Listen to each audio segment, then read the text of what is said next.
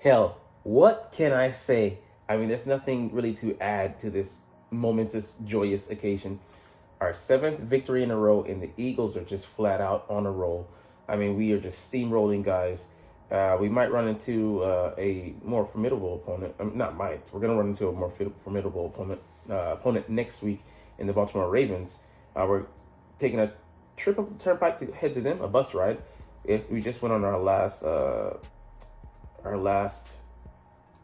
trip on by airlines.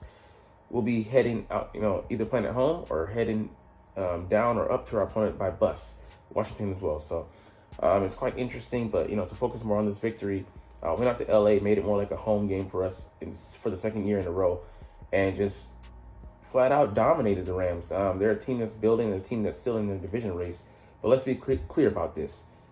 If there was, again, even a shred of doubt, the Eagles, with another outstanding performance, particularly on the ground, have cemented themselves as a solid contender, one of the teams that should be in the running in the NFC conference, and definitely in the NFL overall, upper echelon to compete for a Super Bowl.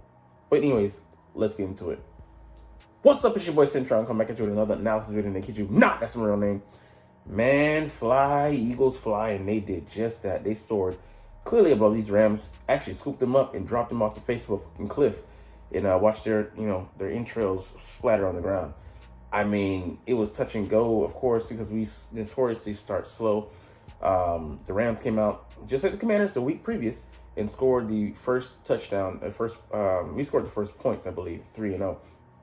But then they came out and scored a touchdown on their second or third drive, I believe. Is this a bad sign? Is it a sign of things to come? No. RELAX, as the famous Aaron Rodgers once said many moons ago. And the Eagles just never panicked. I just echo Saquon Barkley in his post-game interview. He said, when we were at 2-2, we didn't panic. You know what I'm saying? You guys in the media, you always panic. You know what I'm saying? I'm doing a horrible New York accent, but you know what I mean. They stayed the course, and they believed within that locker room. They didn't let the outsiders, their points of view creep into their own confidence and their beliefs in themselves. So after the bye week, we've been playing different. The tackling has been different. The focus on the run game has been different. The focus on not having committing turnovers has been different. Everything about this team is just focused. It's just diametrically opposed to what they were to begin the season. And now the outsiders are starting to have some faith when these guys already had that faith in themselves. So as you can see from the score, 10 to nothing in the second quarter. After that, we're a second half team. So we're last place with first quarter point differential, and then in the second half we're, I think, second in the league. So it just tells you the story right there. I mean, I've harped on that point before, but I mean, we just put our foot on the gas and we were able to score before halftime, which made it huge. Kind of sloppy going into the half. Which both quarterbacks getting sacked on their last possession, which is quite interesting. But after that, the first touch of the game in the third quarter, the second half, Saquon Barkley goes for 70, and if you're a Rams player, your heart just has to sink. You're like, this guy again, doing it, as he's done to the Saints, as he did to the Bucks. Even though we didn't win that game, that could have been the catalyst for us to jumpstart our offense and get going. We collapsed, but we were down, with so many players, and it wasn't, going to be the end of the world if we lost that game, and with the pieces that we had on deck at the time. So, I mean, they just never let up. They kept fighting because the Rams did go on to answer. We answered again, and they, just died. I mean, the defense throughout this whole thing, like I said, they let up some yards in the beginning, and Puka Nacua was getting his due credits, throughout the game, and they did some motions, and he was going up against linebackers, even though Zach Bond did have him locked down on one play. There's like, enough of that. Boom. Trying to motion him out and get him, isolated on the linebacker. Little did they know that was a favorable matchup for us, because Zach Bond is the second-rated, linebacker, according to PFF, who's kind of shady on their gradings. But behind Fred Warner. I mean, Fred is a household name, but nobody knows Zach Bond, who's only making $1.6 million at this point, and is a bargain basement steal. I mean, like taking candy from a baby. Thank you, Saints.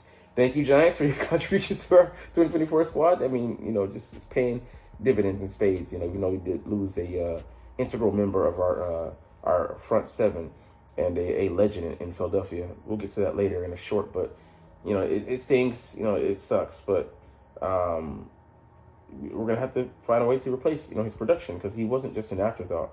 He was key in us. He was coming in and making tremendous impact when he stepped on the field, both in the run game and the pass game.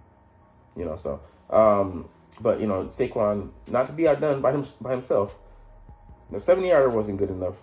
He had a 72-yarder, I think. Might not have been on the ensuing drive, but to put the final nail in their collective hearts. And just, I mean, the Rams, they just couldn't compete. Jared Verse, he did have a nice rush against Jordan Mailata, just put him on his ass. But before that, Jordan put him on his ass, and we just pushed around the defensive line. They're young, they'll be pretty damn competent in the future, but skiing is carrying them. It's like I agree with Colin Cowherd. Skiing was carrying the Rams in the first quarter, and when before they got their progress got halted, but the defense buttoned down and got them under control, and just what they've done, especially after the bye week, the second half of the season, just lock in after figuring out their opponent, getting settled in and getting more comfortable, because you also lost Darius Slay. We might not have him for this upcoming game, so we'll see. But Isaiah Rodgers, he settled in as well. So it's not. I don't really panic. I mean, there was one guy commenting, Penguin Sports commentary. Shout out to him. It sounds like a young guy, a young cat. It's like, man, the Eagles, might be struggling. No, this is not the 2023 team, and they've proven that over and over again to the point where I'm beyond doubting them. I believe in them. I believe in who they say they are and who they show up to be on tape, on film, on the broadcast. They just look like a solid team. And one thing we didn't know, would they find an identity and stick to it? I feel like they feel comfortable in that, and they know who they are. So anyways, let's get into the other part of our evaluation here. The article that we always go to, Eagles versus Rams, the good, the bad, and the ugly. So what was it? Barkley hitting some career numbers and career Eagles numbers, the best rushing performance for an Eagle ever, 255 yards. Beat his career average, where he didn't want to push for it, didn't have to push for it in this game. Naturally came to him, and just good things come to those who are chivalrous and honorable. And this guy is a team first guy. He didn't set out to break that record. It just happened. So that's the great thing about Saquon. I don't want him to push for 2,000, but I think if he's close to, coaching staff's going to push for it, and he should, because it's a special thing that doesn't come only, once in a blue moon. Derrick Henry was the last one to achieve that, and the last running back to get the MVP was Adrian Peterson for that, amazing season he had in 07 or 08. I forget which one. I think it was 08 or 09. Anyways, let's get to the good. Saquon Barkley and his jaunts. I mean, 2 carries for 142 yards. That's insane, man. The 9th best overall performance for a running back in NFL history. I mean, he shows up in big moments. What can you say? We look forward to these plays. And I agree with Colin Cowherd. It seems like he's going to break one of these each and every time. He gets a certain depth. He's the second defensive line. The linebackers. I'm saying it weird. I think of the second line of defense. It just feels inevitable that you keep pounding him, he's going to break one. And even if he doesn't, 10 yards, isn't supposed to play for a running back. He gets those in spades, So Milton Williams had dominating performance. He had a big 5-yard sack. He had 2 sacks on the day. Jalen Carter just opened up holes for everybody. When he's double covered, the single coverage that you're getting a single commitment from a singular player line up across you. We have guys that can win one-on-ones. I mean, Brandon Graham, when he was in there, he could do it. Josh Sweat can do it. Jordan Davis, he's mostly holding up ground, but Moro Jomo can do it. Before he went out, Bryce Huff could do it. So, I mean, we got a plethora of guys who can eat off of this guy, causing, wreaking havoc and causing problems for the offenses. And, they're committing a double teams to him, and he's splitting those. That's scary. Just like Seth Jordan said, I mean, it's scary how good he's become at doing that. Once he just, attacks the weakness of the guy lined up across him. The weakness of the weaker guy, or the weakness of the guy who's most exploitable, I should say. And like for example, attacking his inside shoulder, beating him, and then which doesn't even allow the other guy to get to him to double team in the first place. So just insane. Gainwell's 13-yard third quarter TD. I mean, they open up a hole for him. Like I said, they're scheming him for him, which I don't mind at all because Gainwell, I'm not saying he's a lesser player. He is. He's a lesser player than Saquon, but he still is a pretty good player in his own right. All right, Landon Dickerson smacking Michael Holt aside and then bowling over Omar Spates for the 70-yard game. I mean, yeah, he stacked, blew past this guy, well, double team, and then got to the second line of defense on the linebacker Omar Spates. A guy who's playing decently. I think he's a rookie free agent. So a good find for them, but just not on this game out of LSU. Bam, busted his ass, and Saquon's off to the races. I mean, the line he's running behind. Think about it. He had his career best in, I think, was that 2019, 1,300 yards on 295 carries for a 4.4 pop, and now he's, at 1,392, already a career best with 6 games to go. Insane.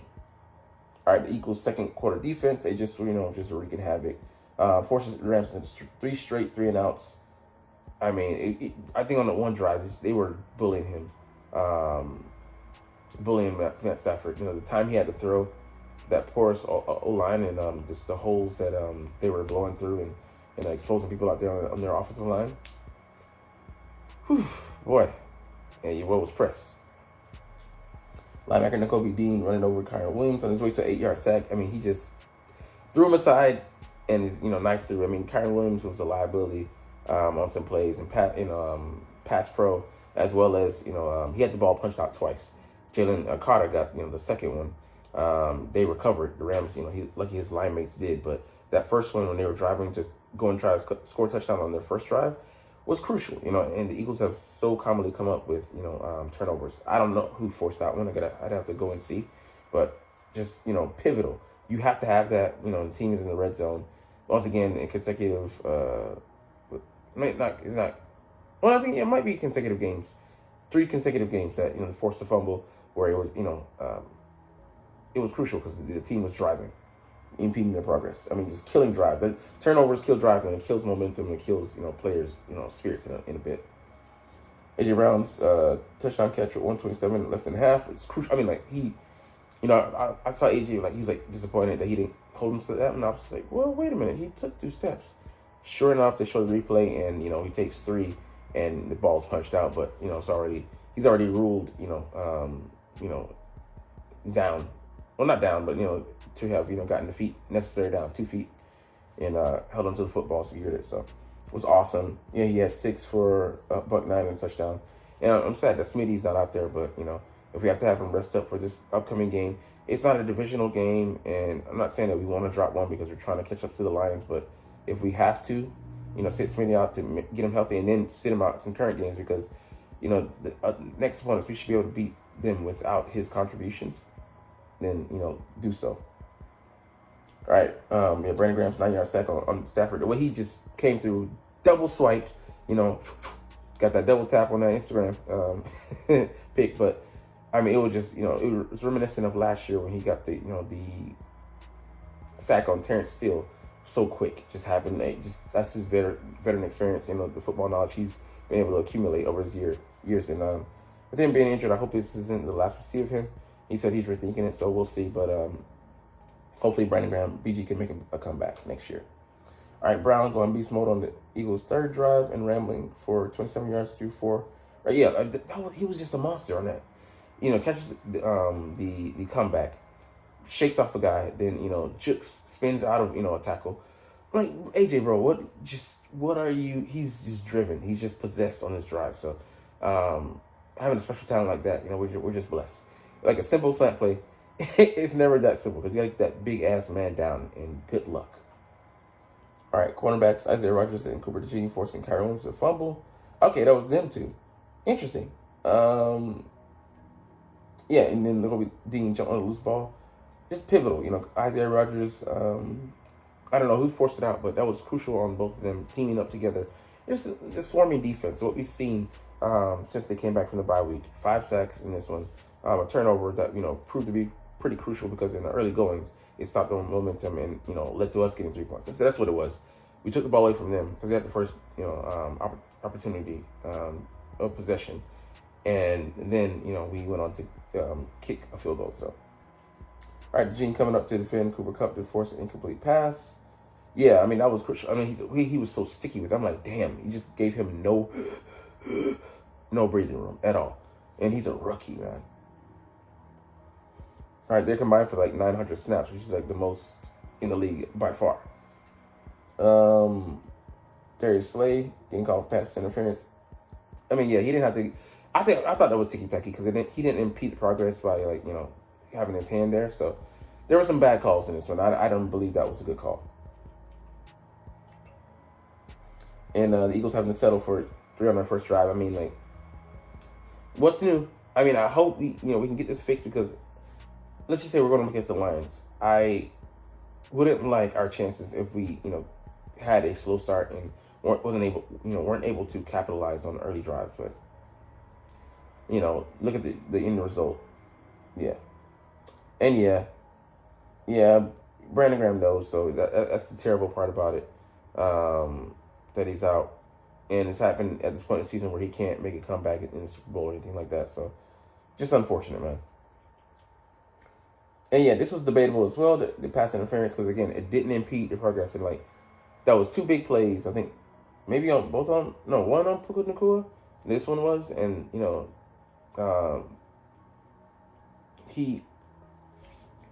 can see clearly on the tape that it shouldn't have been called. And then that flag challenge, they didn't even see that, so we would have had to go to replay and look at the film and look at Nick throwing the flag on the field. Just very spotty ref decision making. So yeah, us self-imploding on the third drive. Just if we can get off our own way, it would be great because we're costing ourselves points. At this point, we're our worst opponent. So the first quarter defense, I give him that. Vic needs to fill it out, period. And sometimes it happens. It's a little bit elongated, past what we would like, but we have to be patient on that because he makes tremendous adjustments. You can see in the second half compared to the first half, widely different. And the 27-yard run, these things are going to happen.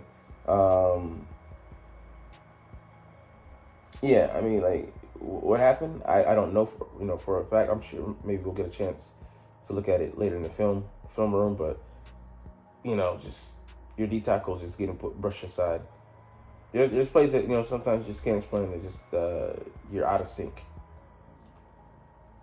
And then Matthew Stafford's first really scramble of the year happens against us, but I was like, this kind of I'm worried about Lamar next week. Having jaunts of 10, 15, 20, 30, 40.